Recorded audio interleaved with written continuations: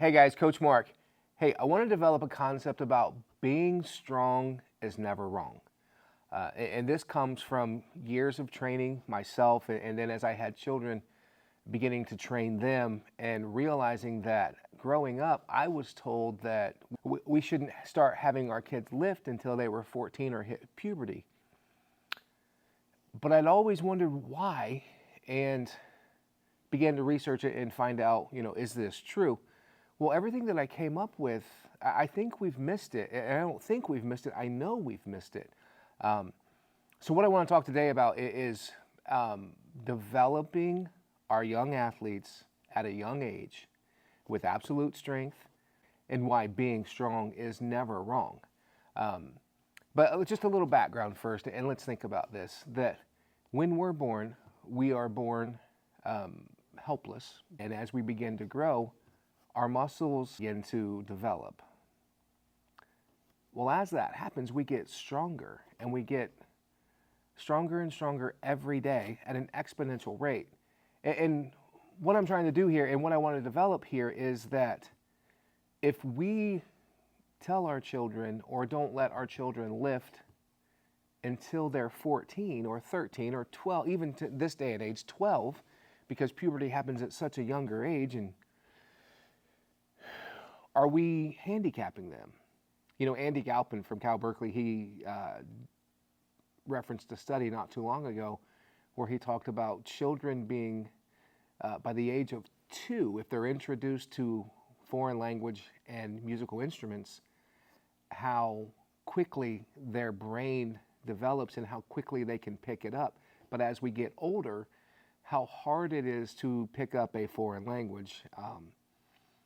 And having teenagers in my home who are taking French, I understand. Because it's almost, not only is it a foreign language, but it's a foreign language. They can't grasp the concept of some of the things, and the accent is almost no way.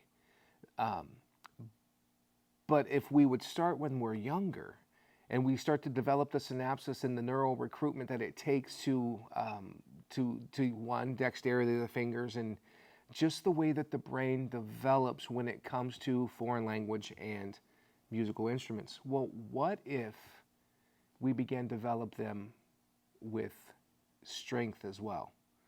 What if we begin to develop absolute strength in young children right as they begin to move and to walk? And I'm not saying go strap 1,000 pounds to a child. I'm not. And we know in this day and age that there are people who go to the extremes in everything. But I'm saying, think about this. When a child is born and they begin to roll over, how fast they are growing. When they begin to roll over, when they begin to crawl, when they begin to rock back and forth, and how happy they begin to be at times from doing this. Think about when they begin to walk and they take those first steps and the central nervous system is firing on overload. Well, all of those are new things for those children. And when they get to be around 5 years old or so and they begin to play sport, why don't we continue to develop those things in them? We don't need to go strap them in the squat rack, but we do need to begin to build capacity in everything they're doing in sport and in life. Every step they take is a rep, if you think about it. Why don't we begin to develop the elasticity of the ligaments and tendons? Why don't we begin to develop that absolute strength in a 1 rep max? And by 1 rep max, I mean, think about this. If a young child begins to play football at the age of 6, and he goes against a kid on the other side of the line, every time that they have a snap, that's a rep. And they're pushing on each other, and they are firing all of those neurons in the central nervous system, telling themselves that we need to get bigger, we need to get faster, we need to get stronger. Well, why can't we do that in the weight room?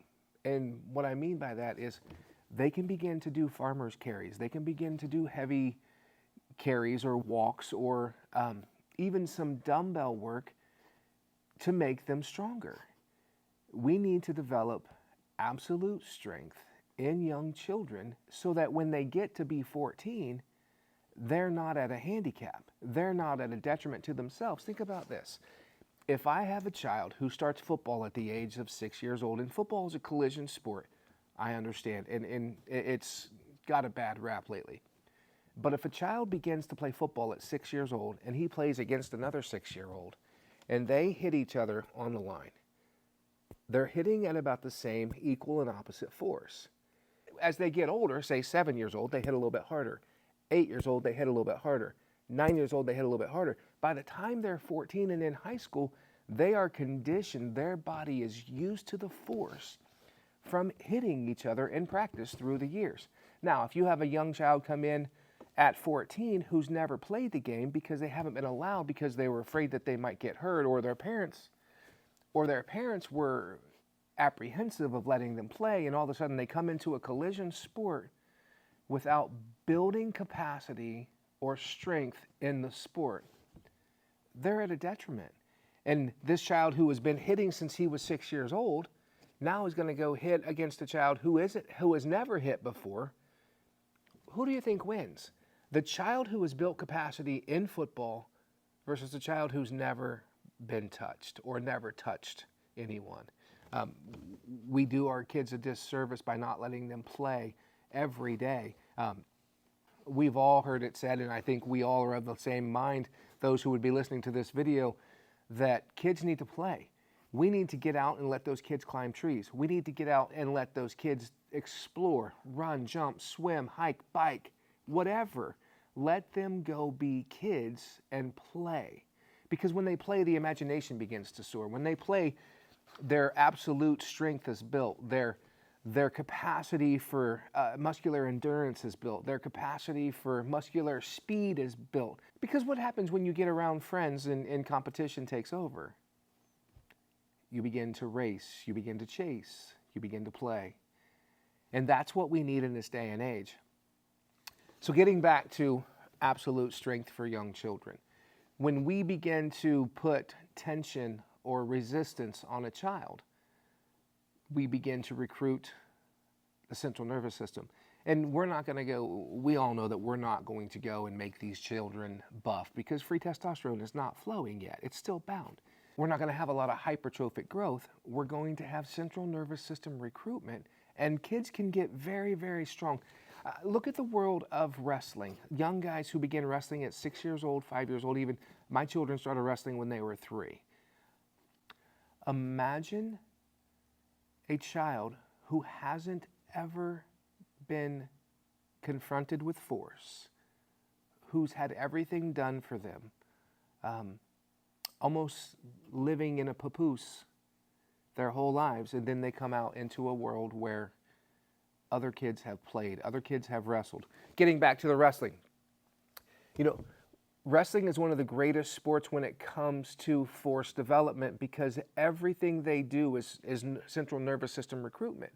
Again, we're not going to build big muscles on these kids, but the tensile strength that comes from conflict inside of themselves, from working outside of center, from working, pushing, pulling, working the neck bridge, all of the things that happen in wrestling. Gymnastics is another good option when it comes to building absolute strength. The hang is one of the greatest things that we can do for kids. Because when a child hangs, or any of us hangs, we recruit so many cells just from hanging. And building capacity there happens very quickly. A lot of times when a child comes into the gym and I have them hang, they make it 10 seconds or so.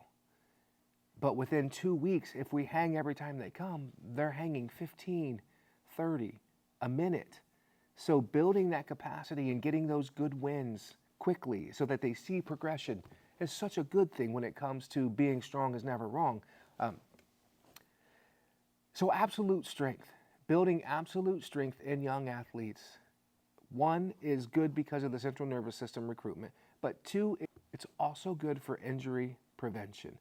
When we get all the central nervous system firing, when we get all the muscle recruitment, and these muscles understand that they have to work together for a common good or for the common goal of our body, the awareness that comes from building absolute strength is amazing.